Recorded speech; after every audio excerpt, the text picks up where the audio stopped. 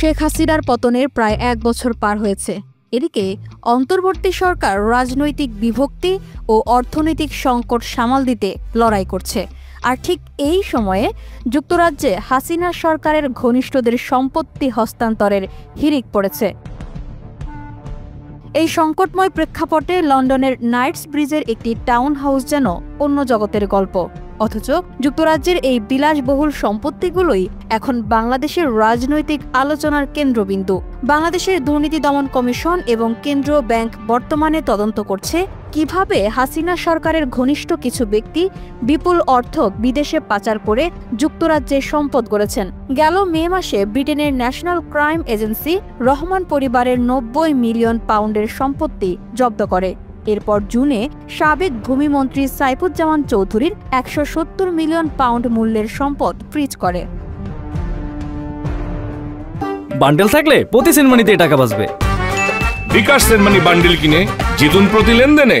Guardian ও transparency international এর একটি যৌথ অনুসন্ধানে জানা যায়, বাংলাদেশের রাজনৈতিক পালাবদলের সময় অনেক সন্দেহভাজন ব্যক্তি যুক্তরাজ্যে তাদের সম্পত্তি বিক্রি, হস্তান্তর বা রিফাইন্যান্স করেছেন। যুক্তরাজ্যের ল্যান্ড রেজিস্ট্রি অনুযায়ী গত ১ বছরে অন্তত ২০টি অ্যাপ্লিকেশন ফর বিলিং জমা পড়েছে, যার মধ্যে রয়েছে বিক্রি, মালিকানা পরিবর্তন বা বন্ধক পরিবর্তন। সাবেক মন্ত্রী সাইফুজ্জামান চৌধুরীর ভাই আনিসুজ্জামান ও যুক্তরাজ্য প্রবাসী এক বাংলাদেশি রিয়েল এস্টেট ডেভেলপারকে নিয়েও তদন্ত চলছে। আনিসুজ্জামান গত বছর রিজেন্টস পার্ক এলাকার ১০ মিলিয়ন পাউন্ডের একটি বাড়ি বিক্রি করেছেন। এরপর আরও ৩টি রিফাইন্যান্স সংক্রান্ত আবেদন জমা পড়েছে।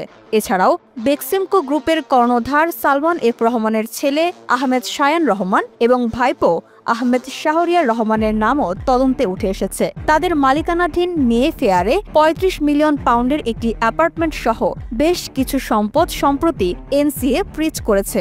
এদিকে তাদের আইনজীবীরা জানিয়েছেন, তারা কোনো অন্যায় করেননি এবং যুক্তরাজ্যের যে কোনো তদন্তে তারা সহযোগিতা করবেন। বান্ডেল থাকলে প্রতি সেনমানিতে টাকা বাঁচবে।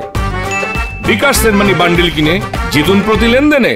ব্রিটিশ এমপি জো পাওয়েল বলেন, ইতিহাস বলছে দ্রুত ব্যবস্থা না নিলে এই ধরনের সম্পদ দ্রুত গায়েব হয়ে যায়, তাই তদন্ত চলাকালীনই সম্পদ ফ্রিজ করা উচিত। ট্রান্সপারেন্সি ইন্টারন্যাশনাল এর দাবি, যুক্তরাজ্যের কিছু আইনজীবী ও পরামর্শদাতা প্রতিষ্ঠান সন্দেহভাজন ব্যক্তিদের হয়ে কাজ করে চলছে। বাংলাদেশের দুর্নীতি দমন কমিশন তাদের তদন্ত নিয়ে মন্তব্য করতে অস্বীকৃতি জানালেও কমিশনের চেয়ারম্যান মোহাম্মদ আব্দুল মোমেন যুক্তরাজ্যের এনসিএকে অনুরোধ করেছেন যেন আরও সম্পত্তি ফ্রিজ করা হয়। এখন দেখার পালা, বাংলাদেশ ও যুক্তরাজ্যের যৌথ সহযোগিতায় এই তদন্ত কিভাবে এগোয়। শামিমা বৃষ্টি, এনটিভি অনলাইন।